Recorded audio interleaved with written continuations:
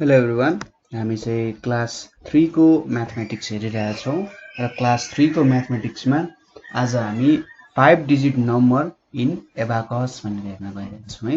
हामीले 4 डिजिट नम्बरमा पनि एबाकसमा कसरी काम हुन्छ भनेर हेरिसकेका थियौँ र 5 डिजिट नम्बरमा पनि त्यही कुराहरू हेर्न गइरहेका छौँ। अब एबाकसमा हामीले सिम्पली के गर्छौँ त, यसरी लाइनहरू बनाउँछौँ है। यसरी एउटा दुईटा तीनवटा चारवटा र 5 वटा लाइनहरू भयो। अब किन 5 वटा भन्दा 5 डिजिट नम्बर हो। अब सुरुको नम्बर भनेको कति हुन्छ, 1s हुन्छ। त्यसपछि के आउँछ, 10s आउँछ। त्यसपछि कति आउँछ, 100 आउँछ। त्यसपछि कति आउँछ, 1000 आउँछ। त्यसपछि कति आउँछ, 10,000 भनेर आउँछ हैन। यस्तै भ्यालुहरू त आउने हो।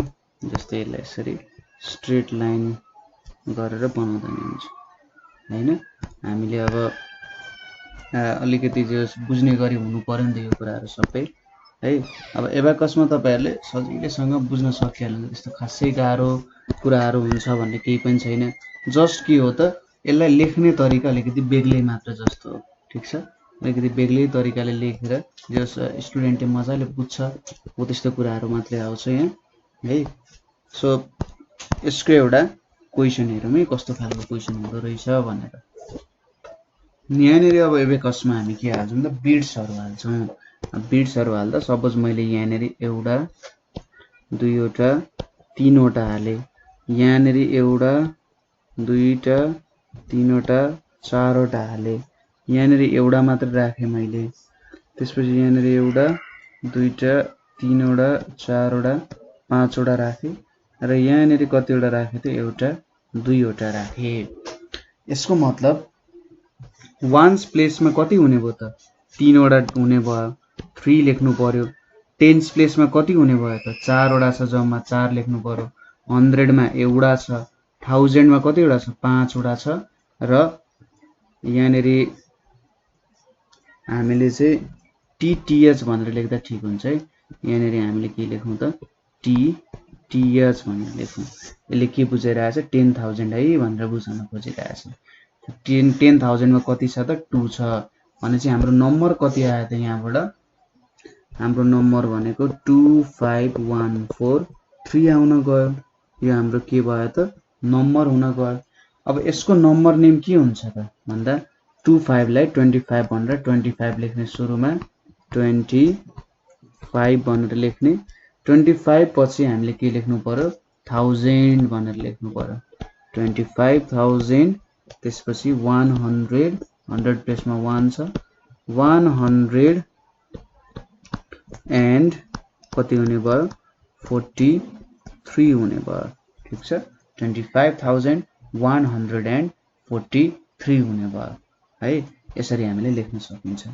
जस्तै अब यहाँनिर अर्को क्वेशन हेरौँ, कसरी लेख्न सकिन्छ होला त भन्दा, सपोज यहाँनिर अब मैले हेरौँ है त, हेर्दै जाउँ। यहाँनिर मैले 3 वटा राखेँ, यसरी एउटा दुईटा तीनटा है। त्यसपछि यहाँनिर एउटा दुईटा तीनटा चारवटा राखेँ, यहाँनिर एउटा पनि राखिनँ अरे। यहाँनिर मैले एउटा दुईटा राखेँ, यहाँनिर एउटा दुईटा तीनवटा चारवटा पाँचवटा र 6 वटा राखेँ। यसको मतलब वान्स प्लेसमा कति छ, भ्यालु 3 छ। टेन्समा कति छ, 1 2 3 4 वटा छ भने चाहिँ 4 भयो। 100 मा त एउटा पनि छैन नि, 0 भयो। 1000 मा 2 वटा छ, 2 भयो। 10,000 मा कति हुन्छ त, यहाँ हाम्रो 10,000 मा कति छ भन्दा 1 2 3 4 5 6 भने 6 भयो। सो हाम्रो भ्यालु कति भएछ त नम्बरहरुको भन्दा, 62043 हुने भयो। अब यसलाई नम्बर नेममा लेख्दा कति हुन्छ, 62 लेख्नु पर्यो सुरुमा। 6 र 2 62 भयो।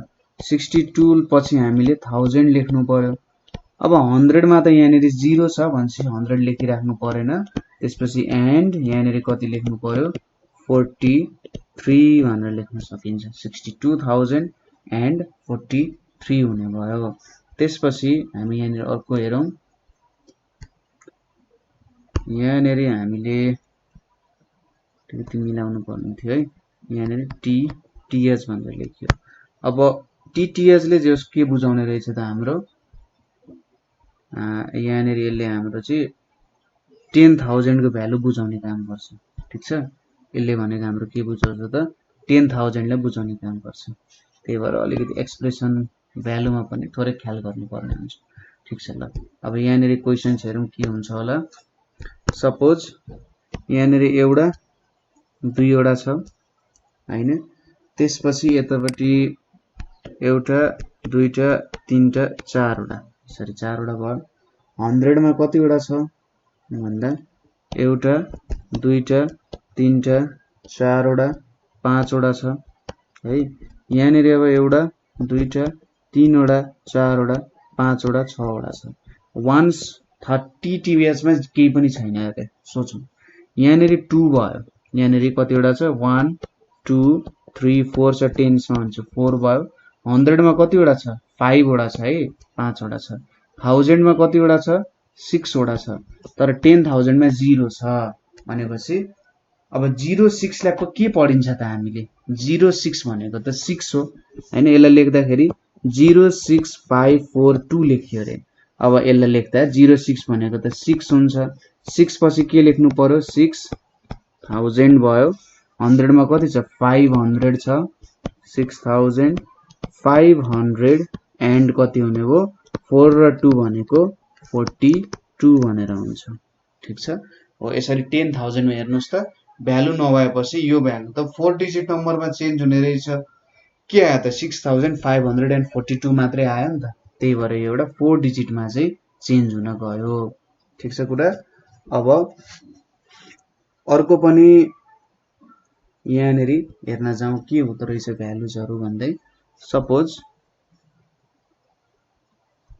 यहाँनेरिको अब अर्को एबाकस लिए मैले यो एबाकसमा अब भ्यालुजहरु लिनु पर्यो हैन यो एबाकसमा भ्यालुजहरु हेरौं के हुँदो रहेछ सपोज यहाँनेरि एउटा दुईटा तीनवटा चारवटा छ यसमा अब केही पनि छैन यसमा पनि केही पनि छैन यसमा एउटा दुईटा तीनवटा छ रे र यसमा सिंगल पिस छ अब वन्स मा कतिवटा भयो त हेर्नुस् त वन्स मा चारवटा भयो टेन्स मा एउटा पनि छैन 0 भयो 100 मा एउटा पनि छैन 0 हुने भयो 1000 मा कति हुने भयो तीनवटा हुने भयो ठीक छ 1000 लाई टीएच ले लेखौं होला यहाँनेरि पनि मैले टी नै लेखे होला है 1000 लाई टीएच लेख्नु होला है ठीक छ कन्फ्युजन हुन सक्छ 1000 मा 3 भयो र यसमा 1 हुने भयो कति नम्बर रहेछ त हाम्रो 13004 रहेछ यो हाम्रो नम्बर रहेछ अब यसलाई मैले केमा लेख्नु पर्यो नम्बर नेम भनेपछि 13 भनेपछि 13 लेख्ने सुरुमा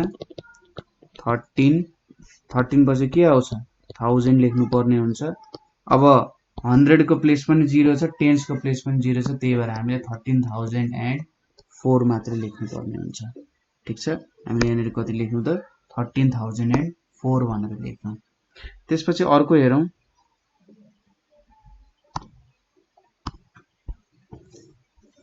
यहाँनेरि हामीले टीएच भनेर राख्यौं सपोज अब यसमा यहाँ एउटा छ यहाँनेरि दुईवटा छ एउटा दुईटा त्यसपछि यहाँनेरि 1 2 3 4 5 6 वटा छ यहाँनेरि 1 2 3 4 5 6 7 8 वटा छ यहाँनेरि केही पनि छैन भने वन्स मा एउटा छ टेन्स मा दुईटा छ 100 मा 6 वटा छ र 1000 मा कतिवटा छ त 8 वटा छ 10000 मा 0 हो भने 08621 हुने रहेछ हैन अब यसलाई लेख्दाखेरि 08 भनेको त 8 हुन्छ हैन 08 भनेको 8 भयो त्यसपछि के लेख्नु पर्यो 8 पछि 1000 भनेर लेख्ने त्यसपछि 100 मा के छ 6 छ भने 600 हुने भयो 620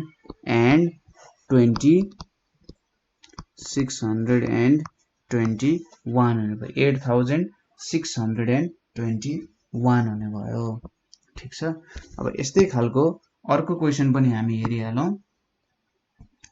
यहाँनेरि ल यो छ हाम्रो सपोज यहाँनेरि अब एउटा दुईटा तीनवटा चारवटा छ त्यसपछि एउटा दुईटा तीनवटा राखे मैले 100 मा एउटा दुईटा तीनटा चारवटा पाँचवटा छ 1000 मा केही पनि छैन 10000 मा 1 2 3 4 5 6 भनेर छ अब यसलाई काउन्ट गरौँ वन्स मा कतिवटा छ 4 वटा त्यसपछि टेन्स मा 3 वटा 100 मा कतिवटा छ 5 वटा 1000 मा टीएच हो है 1000 मा 0 10000 मा कतिवटा छ 6 वटा छ अनि हाम्रो नम्बर के हुने रहेछ 60534 अथवा 60534 भयो अब यसलाई लेख्दा के लेख्नु पर्यो सुरुको 60 छ नि जुन 60 लाई 60 लेख्ने हैन सुरुको दुईटालाई 60 भनेर लेख्ने 60 पछि के हुने भयो 1000 लेख्नु पर्यो